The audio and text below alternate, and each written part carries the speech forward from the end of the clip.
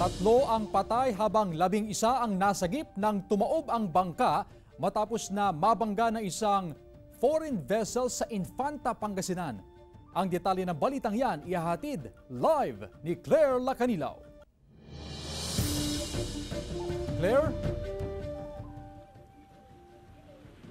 Chris, nasira at tumaob ang sinasakyang bangka ng 14 na mangingisda matapos umanong mabangga ng isang commercial vessel sa karagatang bahagi ng Infanta, Pangasinan kung saan nasawi ang 3 mangingisda.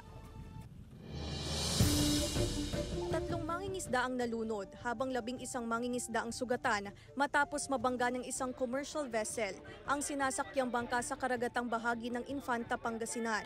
Makikita sa video ang pag-ahon sa mga labi ng 3 mangingisda sa bahagi ng Barangay Cato, Infanta, Pangasinan.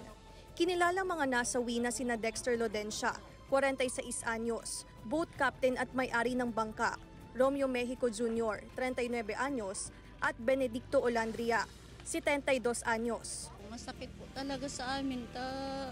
Bigla po talaga eh. Wala po kasing dami parang plano po na Nananawagan po kami na aksyonan po. Mapanagot po kung sino po yung dapat mapanagot. Sana naman po makipagtulungan po kayo dahil kawawa naman po yung mga naiwan at nasawi. Sa tindi ng impact, nawasak ang bangka kung saan natrap sa loob at nalunod ang 3 biktima. Nung time na yun, nasa loob po yung mga kasama ko ma'am nung oras na yun dahil umuulan-ulan po. Nung ako po yung nasahuli ng bangka, nung pagka tumayo po ako, nandiyan na po agad yung barkong malaki na bumangga sa amin. Pagkatapos mo nun, nag-iwalay na po kami sa bangka dahil tumalsik kami sa lakas ng impact ng pagbangga. Desisyon kami uwi yung bangka ay. Uwi natin yan, sama-sama tayo. Paano natin iwanin? Atin yung buhay natin to dito, buhay at sino sa atin. Sama-sama na tayo uwi, tayo buhay, basta makita ng pamilya. Kaya nga po nung hindi malapit na kami dito, ay kuya, dito na tayo kuya, makikita ka ng pamilya mo, anak mo. Para at paano matulungan ka namin, makita, may living ka namin maayos. Po sa Panginoon naman, makasama namin, malilit pa yung mga anak. Sana po sa mahal na Pangulo matulungan po kami,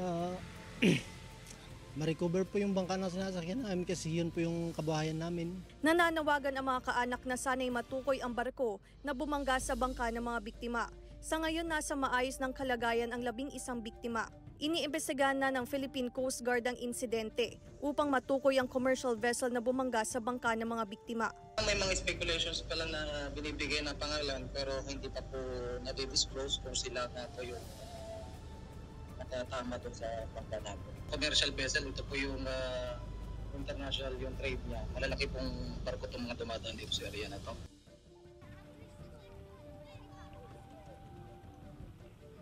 Chris, tuluyan nang naiuwi sa Subic, Zambales ang labi ng mga 3 biktima. Nakauwi na rin ang 11 mangingisda na nakaligtas sa insidente. Nananawagan naman sila ng tulong pinansyal para sa kanilang pagsisimula. Chris.